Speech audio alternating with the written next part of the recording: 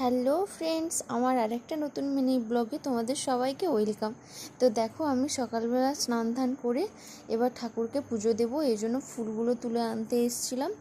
এবার এখানে আমাদের বাড়িতে অনেক কটা ফুলের গাছ হয়েছে, কিন্তু রাস্তার পাশে বাড়ি হওয়ার জন্য না অনেকেই ফুল তুলে নিয়ে চলে যায়। তো আমি যেই কটা পেয়েছিলাম, যেহেতু সূর্যি মামা উঠে গেছে, খুব একটা গাছে ফুল নেই, সবাই তুলে নিয়ে চলে গেছে। যে কটা ফুল পেয়েছিলাম সেই কটা দিয়েই আমি ঠাকুরের পুজো করে নেব। দেখো, এই কটাই ফুল পেয়েছি আর একটা মাত্র লাল জবা পেয়েছি। তারপর আমি এই যে ঠাকুরের পুজোটা করে নিলাম, কারণ মা তো রাত করে এসছে অঞ্জলি দিয়ে কালী পুজোতে, তাই আর সকালবেলা মার শরীর টানেনি, তাই আমি পুজোটা করে নিচ্ছিলাম, না হলে মাই পুজো করে। আর এইদিকে নিয়ে এসেছিলো মা রাতের বেলা, যে পুজো দিতে গেছিলো সেখানে মায়ের প্রসাদ দিয়েছিল, তো সেখান থেকে মা খিচুড়ি নিয়ে এসেছিলো। আর পাশের বাড়িতে হয়েছিল একটা কালী পুজো, তো সেখানে ওই ভেজ ফ্রাইড রাইস দিয়েছিল মায়ের প্রসাদ উপলক্ষে। তো সকালবেলায় আমি এগুলো খেলাম। চলো, টাটা।